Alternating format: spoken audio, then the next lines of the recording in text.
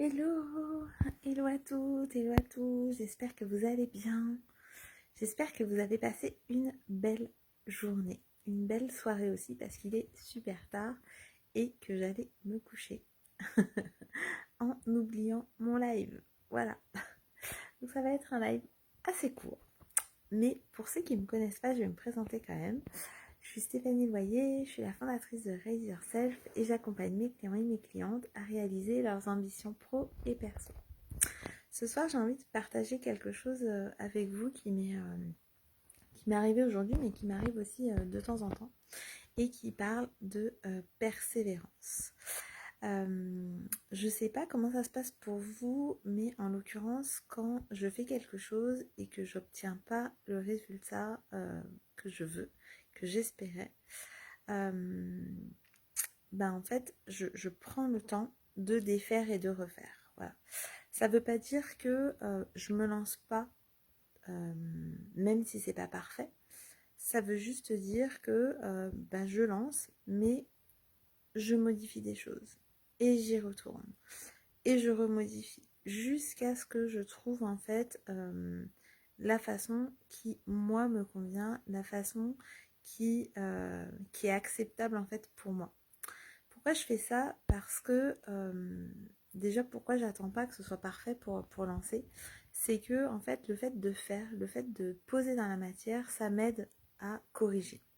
Ça m'aide à voir réellement ce qui va pas. Et pourquoi j'hésite pas à refaire? Parce que c'est la persévérance en fait. Ça fait partie de moi, de ma personnalité, de me dire que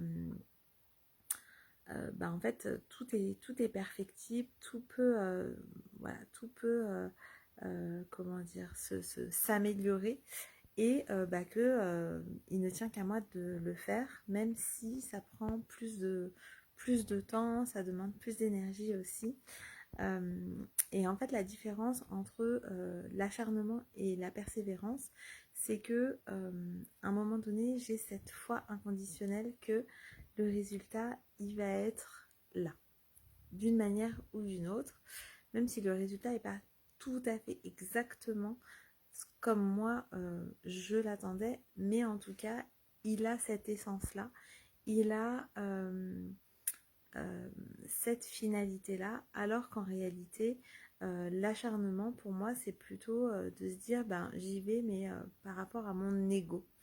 Là, c'est plutôt par rapport à non, je sens qu'il me manque quelque chose, c'est plus de l'ordre de l'intuition, plus de l'ordre de ok, c'est pas grave, je vais défaire, je vais refaire, mais je sais que c'est pas comme ça que ça doit être à la fin en fait. Et donc d'y aller quand même. Et ça me fait ça pour plein de choses.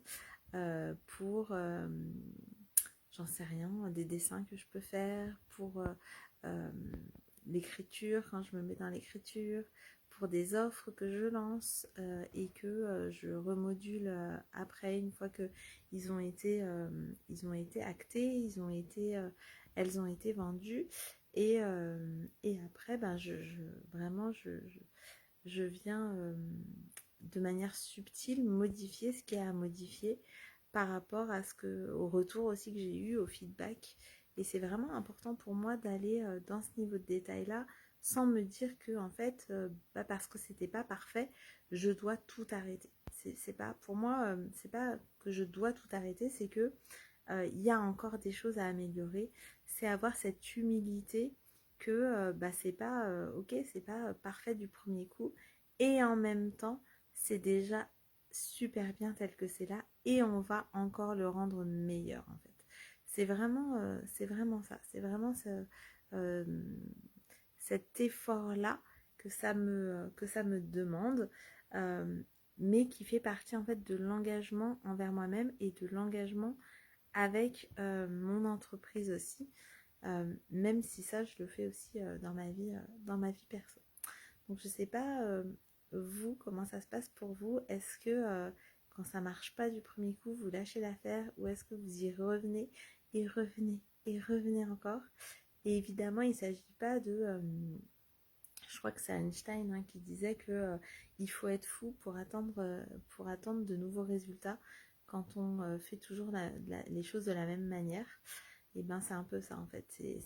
Oui, refaire, ok, mais en modifiant à chaque fois quelque chose en fait, en créant à chaque fois quelque chose de nouveau qui va permettre que ce qu'on lance ou ce qu'on fait va prendre un nouvel élan, va avoir un nouveau résultat. Voilà le partage que je voulais faire, que je voulais vous faire ce soir. J'espère que ça résonne pour vous. Si ça résonne, n'hésitez pas à partager cette vidéo. Et puis, je vous souhaite une très très très belle soirée. Je vous retrouve demain pour la suite de ce défi 365 jours de live. En attendant, je vous souhaite une très belle nuit. Prenez soin de vous. Je vous embrasse très fort. À demain.